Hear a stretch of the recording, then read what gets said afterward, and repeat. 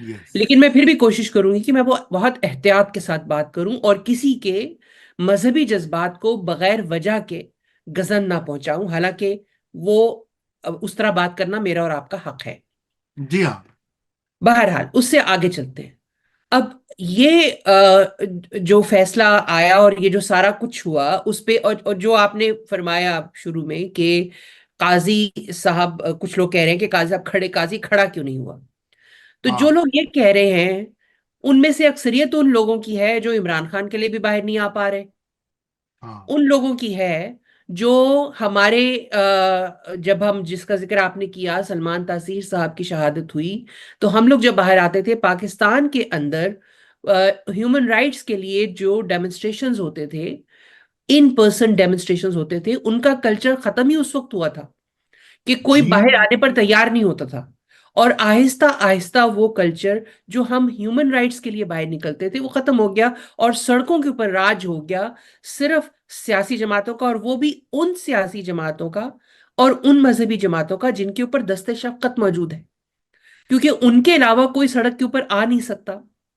Yes. अब उसी का नतीजा ये निकला कि सड़क के ऊपर राज जिनका कायम किया गया, पूरी इंजीनियरिंग के साथ और पूरी प्लानिंग के साथ, वही राज अब तक कायम है, बल्कि वो इतना बढ़ चुका है कि अब इस मुल्क के अंदर मुमकिन नहीं है कि किसी चीज के ऊपर कोई बात हो सके। ये बिल्कुल एक बेसिक बात थी जो कि जजमेंट में की गई। देखिए मेरे पास फरवरी की जजमेंट मौजूद है। मैंने बहुत कोशिश की, जुलाई का जो फैसला था वो मुझे मिल नहीं पाया, मैं सुप्रीम कोर्ट की वेबसाइट पे मुझे मिल नहीं पाया, तो मैंने वो पढ़ा नहीं है, उसके ऊपर रिपोर्टिंग सिर्फ पढ़ी है। जो फैसला मेरे पास मौजूद है February 6 का, मैंने वो पढ़ा है। मैं ये समझती हूँ कि इस किस्म के जो फैसले हैं ये बहुत, एक तो ये कि बहुत इंपॉर्टेंट है, इसके ऊपर हमारे जूरिस्प्रूडेंस होनी चाहिए। और लेकिन फैसले लिखते वक्त अगर हम, हमारे जज साहिबान ये एहतियात करें कि अपना आर्गुमेंट प्योरली लीगल और कानूनी जो है तौजीहात के ऊपर और दलाइल के ऊपर मरकूज रखें, तो वो बहुत बेहतर होगा।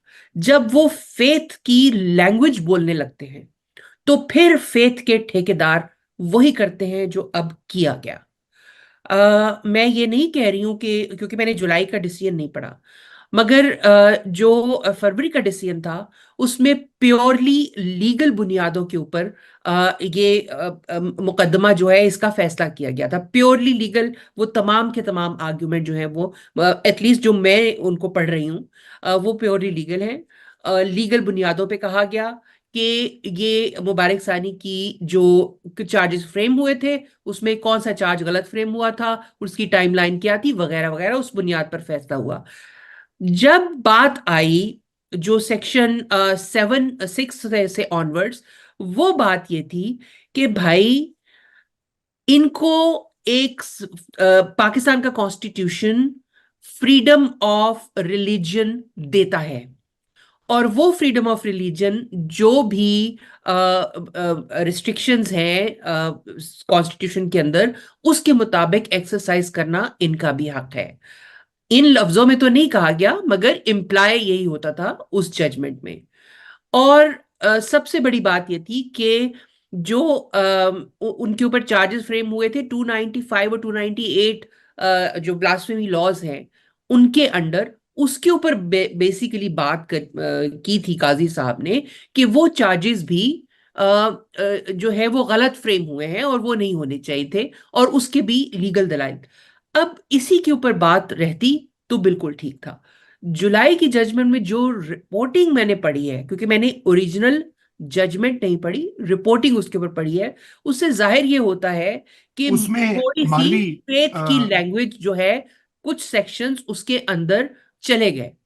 जब आप उसमें चले गए तो फिर जो है वो एक बहुत खुला मैदान है, और वो वहां पे कंट्रोवर्सी हुई। मारवी वो पैराग्राफ जो है ना, वो पैराग्राफ 42 था कि वो फरवरी वाला जो फैसला था उसमें भी शोर पड़ा था, लेकिन चूंकि ये काजी ने दिया ना, तो बस आपको पता, काजी तो फेवरेट है आजकल हाँ। बहुत सारे लोगों के।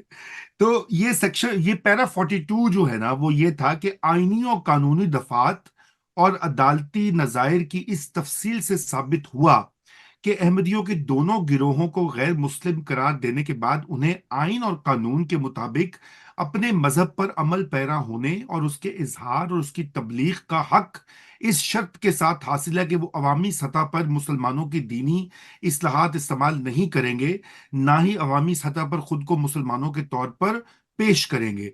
ताहम अपने घरों, इबादत गाहों और अपने निजी मखसूस इदारों के अंदर उन्हें कानून के तहत मुकर्रर करदा माकूल कयूद के अंदर घर की खलवत का हक हासिल है।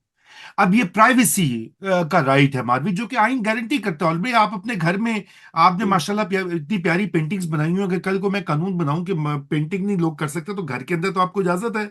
आपने जो जो भी किया, ये क्या बात हुई?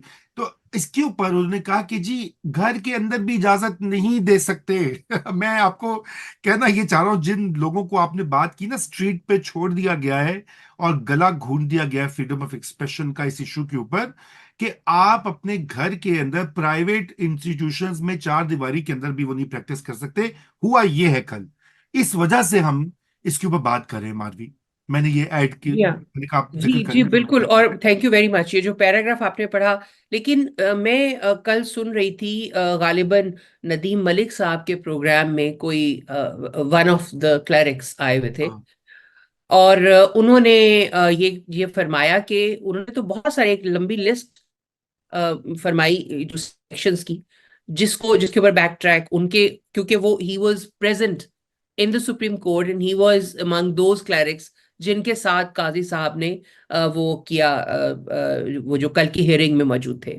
तो उन्होंने ये रिपोर्ट किया, वो जो क्लरिक थे, उन्होंने कहा कि भाई वो एक 7 नंबर 7 सेक्शन 7 से शुरू हुए हैं। उन्होंने एक लंबी 42 तक एक लंबी लिस्ट बताई कि ये तमाम के तमाम उसमें शामिल है।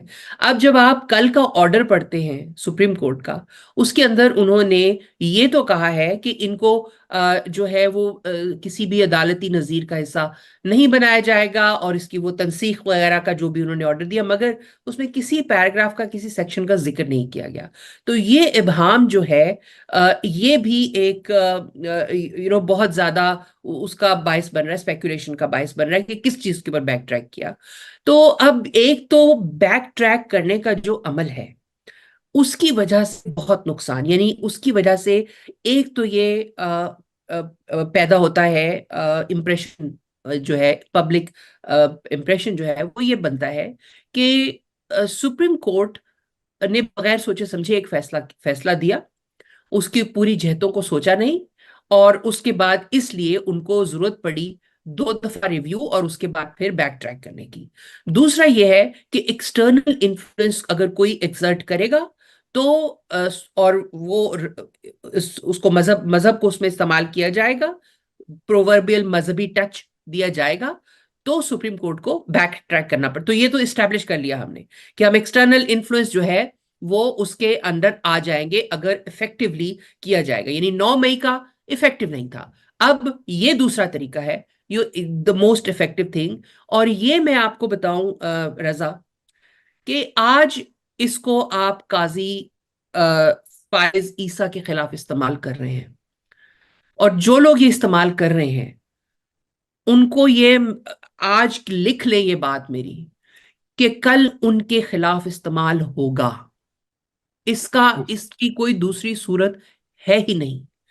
और ये हर एक के खिलाफ इस्तेमाल हो सकता है, ये even chief of army staff के खिलाफ भी इस्तेमाल हो सकता है, ये आईएसआई के हेड के अगेंस्ट भी इस्तेमाल हो सकता है, प्राइम मिनिस्टर के अगेंस्ट इस्तेमाल हो सकता है, कि अगर चीफ जो, और हर एक के कोई भी नापसंदीदा आंसर आंसर हो, कोई भी डिसेंटिंग वॉइस हो, ये उसके अगेंस्ट इस्तेमाल हो सकता है। पहले भी इस्टेब्लिश थी था, मगर अब ये एक इंतहाई गरज बरस के साथ, गरज चमक के साथ ये जो है वो इस्टेब्लिश हो गया है।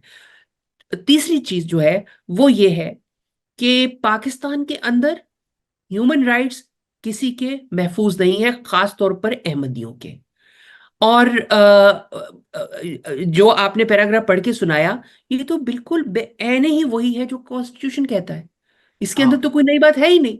जी हाँ, कोई ऐसी बात नहीं है जिसकी जो एक नई लेकर आए हो काजी साहब, या जिसने भी ये फैसला लिखा, वो कोई एक नई बात इंट्रोड्यूस करी हो। ऐसा तो कुछ नहीं है। ये तो एग्जैक्टली रेपिटेशन है जो कि आपको आपका आइन कहता है। तो क्या इसका मतलब ये है कि आइन को भी जो है अब उसके अंदर इस किस्म की रद्दो बदल की जो है वो बात की जाएगी, कि उसके अंदर जो कुछ इजाजतें थोड़ी बहुत हैं अहमदियों को, वो भी ले ली जाएं। तो बिल ये मैं समझती हूँ कि बहुत ही मेरे ख्याल में ये एक इंतहाई बात है, कंसर्निंग बात है।